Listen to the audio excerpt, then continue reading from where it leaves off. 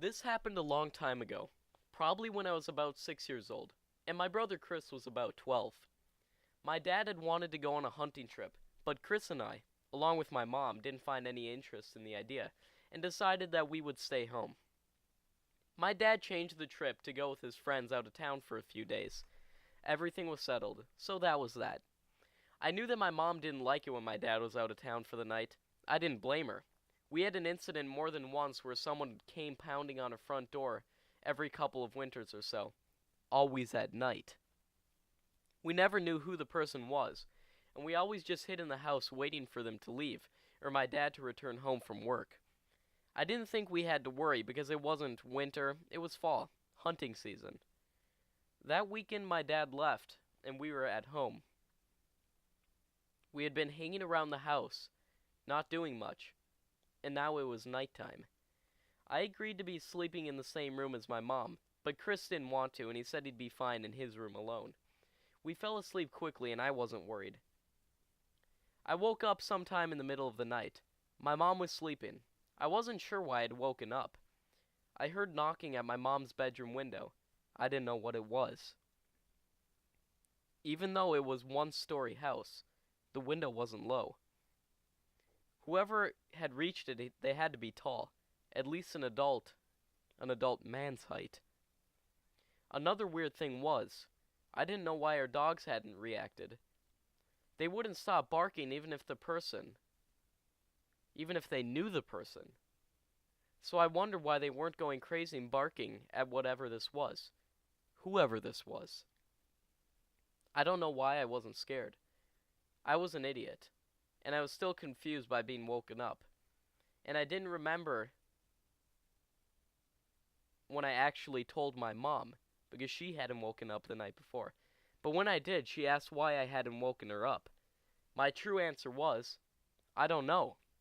I wonder if I had imagined it, or had been half asleep. But deep down, I knew it actually happened. I pushed the incident out of my mind. One day, years later, we were talking about scary things we had encountered. Chris had never known about the knocking at the window or anything that happened that fall. I had to hide my surprise that he had told almost the exact story he experienced. It was the exact story I experienced. There was no way he could have told the story the exact way I remembered it happening. Now I knew I hadn't imagined it. Someone had been there that night.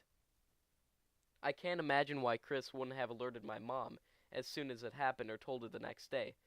I also can't help but wonder now, so many years later, why we have never spoken of the incident before, and who was in our backyard that night, or what they were planning on doing.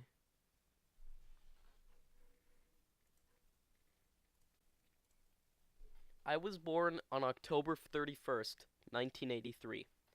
I don't know how much of this is true, but from what I was told, a tornado hit the hospital the moment I was born. It destroyed everything except the NICU and maternity ward. Fast forward a year and a half. I hadn't started really talking yet, and my mom was getting ready for work. I was sitting on the top floor playing with my G.I. Joe action figures. As she passes by me, I said, "Mama, don't go." She stopped dead in her tracks. I hadn't even said my first word yet, and I just spoke a complete sentence. She looked at me and asked, "What did you say?" Clearly stunned by the situation. I answered her again, "Mama, don't go." With that, she called to work sick. A half hour later, a breaking news report came on the TV. On the highway she would have been driving on, at the same time she would have been driving on it, there was a 13-car pileup. My mom would have been dead. She told me I saved her life that day. Now, after that, my mom went on a downward spiral. She started doing heavy drugs. One night she was doing them. I came up out of nowhere and bit her on the arm. She flung me across the room. The back of my head hit the brick fireplace. She realized what she had done, and called an ambulance and the police. She turned herself in, and they put her in a psychological ward. I was placed with my grandmother. My father wasn't in the picture at the time, My mom and him had separated since I was 10 months old. He had went into a drunken, drug-induced rage, and because I had been crying, he tried to suffocate me in my crib. My mom fought him off, snatched me up, and took me to her mother's. My grandmother, who I was left with when she was committed. When the family had come back to the house to get our belongings, he was long gone. Now I had just turned 2, while living with my grandmother when my mother was in the hospital. When my dad showed up to her house with a new woman on his arm, wanting to see me, my grandmother allowed it. She stepped out of the room for a minute to get something. When she returned, my dad, the woman, and I were gone. Now this was long before they had the Amber Alert, so my mother's side of the family wouldn't see me for 12 years. I was on the back of milk cartons, and my aunt had hired a private detective to try to find me. But that's a story for another time. Anyway, fast forward to my 8th birthday. I had come to love the woman who had been on my dad's arm that day, and called her mom. She protected me from my father on many occasions when he was in a drunken rage. She had a son named Danny, and I'd grown very attached to him. I had come to think of him as more than just a brother. He was like a second father to me. He taught me everything that a father was supposed to teach someone. Now I had loved him very much, and still do to this day. I miss him. Needless to say, my attachment and connection to him was very strong. So on the night of my 8th birthday, I had a terrible dream. I was out of my body watching him when he was working on a computer. He heard a noise outside and went to inspect it. Someone was messing around with his Harley-Davidson motorcycle. The man noticed my brother, snatched my brother's helmet off his bike, and took off down the street. My brother hopped on his motorcycle and took after him. At the red light down the street, he tried to stop but couldn't. His brakes had been cut. So he swerved, hit the curb, flew 16 feet in the air. When he landed on his neck, he died instantly. I woke up screaming and crying. My mom ran in and asked what was wrong. I told her about the dream. She told me it was just a dream. Unfortunately, I had the dream once a week until the month before it happened. I had even told my brother about it. He laughed it off and told me not to worry, that he wasn't going anywhere. The look in his eyes told me something different, though. He had believed me.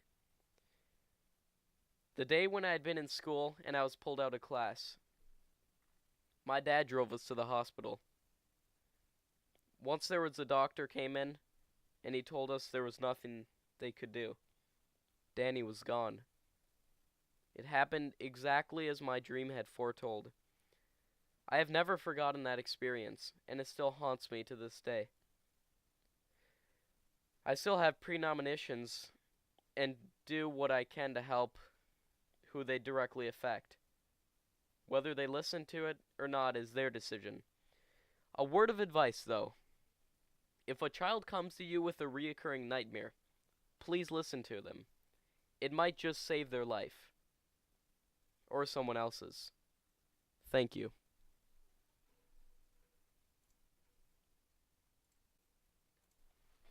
So my grandparents had been wanting to do something when they retired, and my grandpa had always liked the mountains.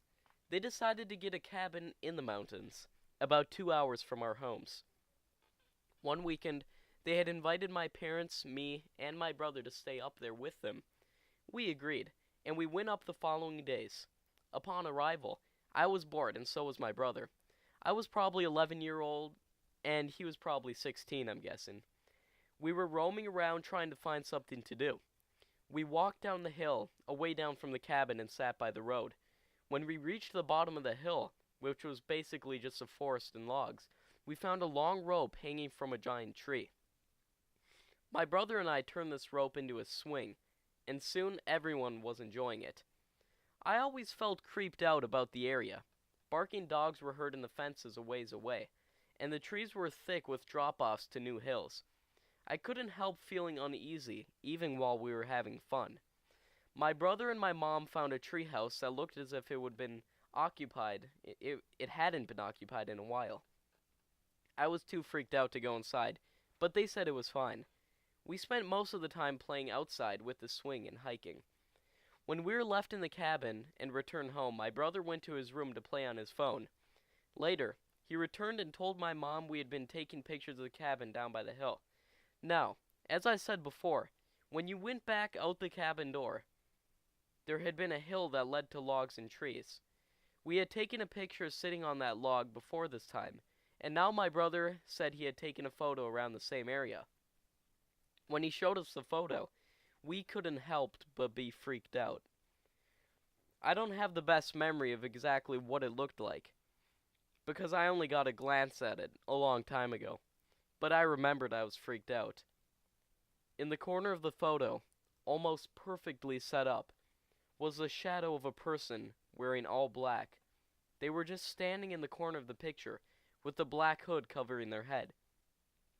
I don't know how we hadn't heard or noticed the person. How could my brother have taken a picture that close and not even seen someone standing there? How could we have all been there and not seen or even heard the person walk by? And why were they just staring, almost at the camera, facing it perfectly? I was definitely freaked out by it and a little wary to return to the cabin again. I did return, though, a few months to a year later with a neighbor. We had been driving from the town about 15 minutes away from the cabin. I was scared because it was night, and there was the car's headlights in the trees and darkness. That was it. It was one small road in the middle of just trees and blackness. Then I heard my friend say, "That was creepy." I asked them, "What?" And they said they had just seen someone standing on the side of the road in pitch black night. Just standing there. Both incidents were too creepy for me, and I still get creeped out just thinking about the guy in the black hood and how he was right by us and we didn't even know he was watching us. I returned a few more times, but eventually my grandparents sold the cabin. After they sold it, I have not been back, and I wonder if the new owners ever go down to the swing, and if they will ever encounter the man in the hood.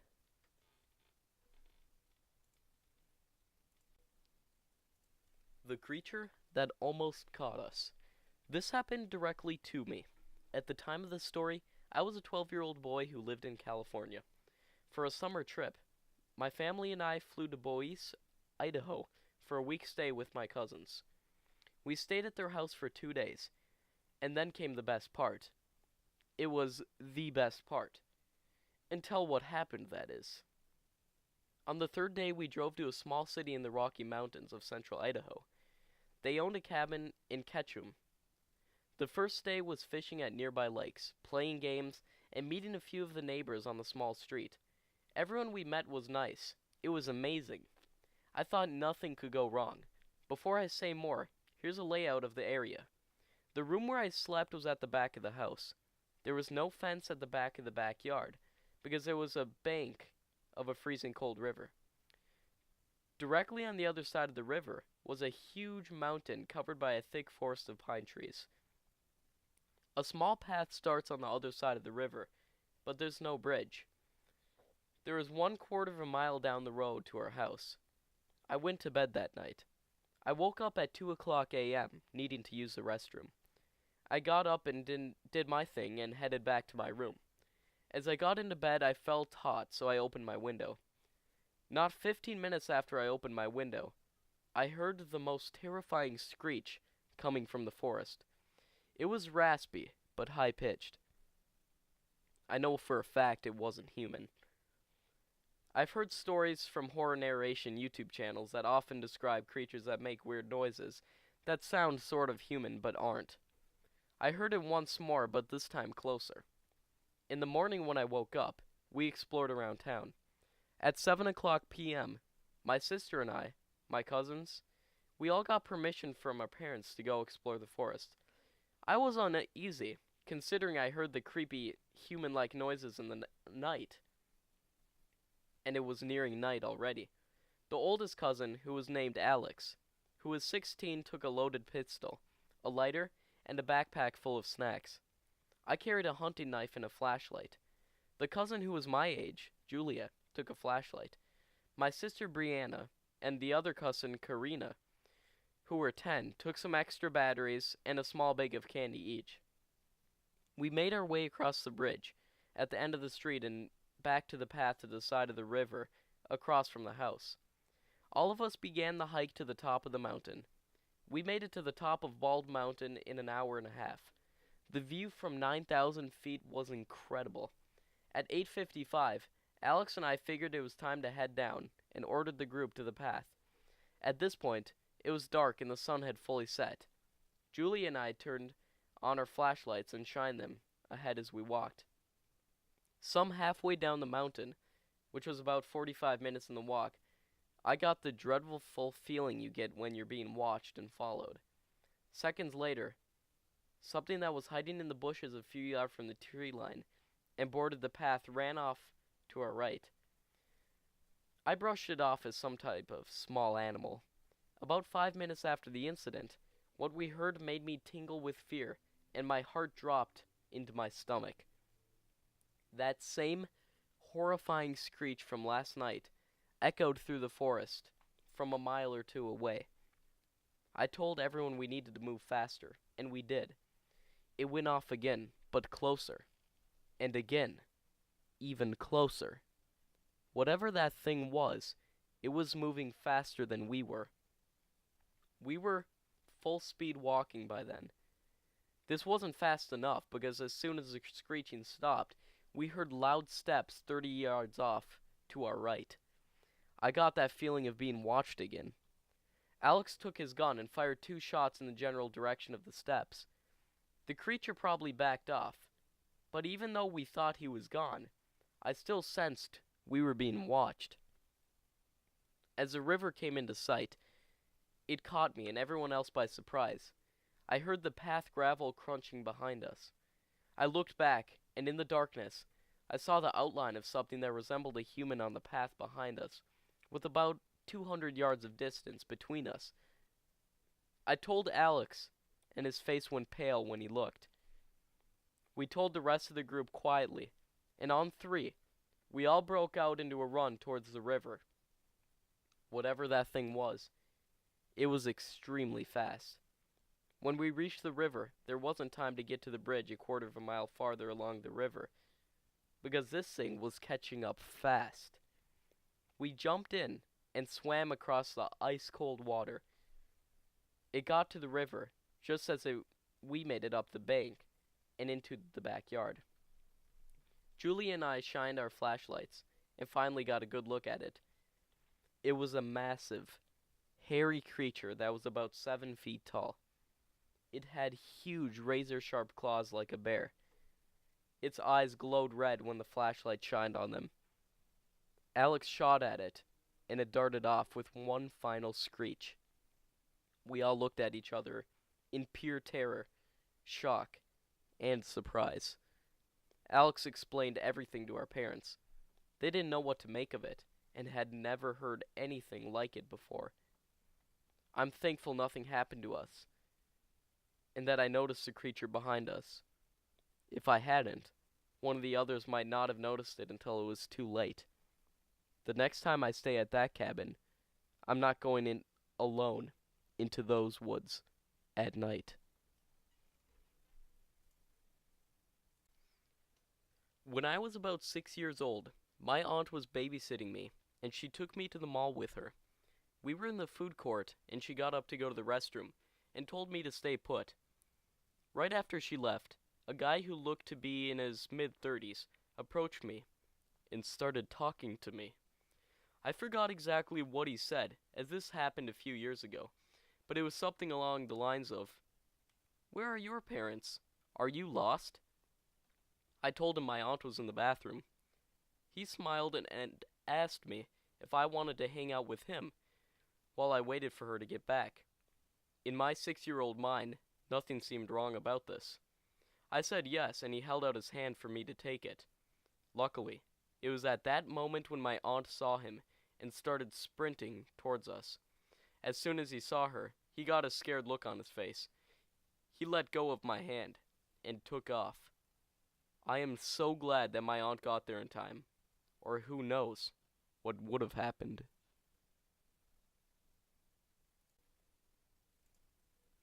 When I was young in the 1960s, we lived in an old house built before the Civil War. It was up in Oldham County, in an area known as the Devil's Backbone on Dawkins Road. I was around 12 years old and had an encounter I will never forget.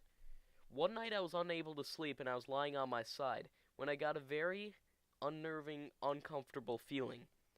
I turned on my back and saw a young man with dark hair and a mustache staring at me from the foot of my bed. He was wearing clothing from the 1800s.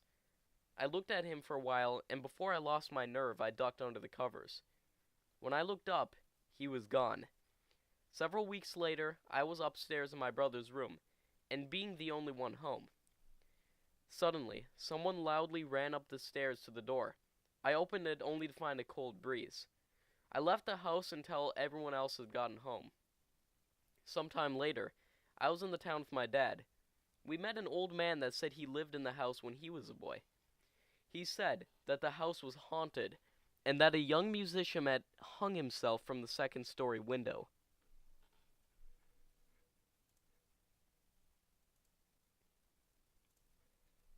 To start this off, there are zero bear, moose, or elk where I lived at the time. At the time, I was around 12 or 14 years old, and I was with my friend, who I'll call Calvin. We planned on going on a picnic in her pastures, and so we walked up a smaller hill. Calvin pushed me to the ground and whispered, "Did you see that?" At least 20 or so feet away was a tall creature. It stood on four thin limbs, and its head was narrow, similar to a horse or a deer. It was completely black. I couldn't make out features, but it had a mane like a lion. But it seemed flat and coarse. The mane-like fur ran along its back, stopping near the rear. It had no tail. Here's a side note. All of the cattle were moved to a completely different area, nowhere near this one. No other livestock animals were in those pastures, but this thing was just staring off. Suddenly, my friend stood up and made a beeline for the exit that was at least 2 miles away. I didn't hesitate to follow her. We finally stopped near the latched fence that led to her house and looked back. We had a pretty good view of the hill it stood on. It was slowly walking back into the trees. This sighting still gives me chills.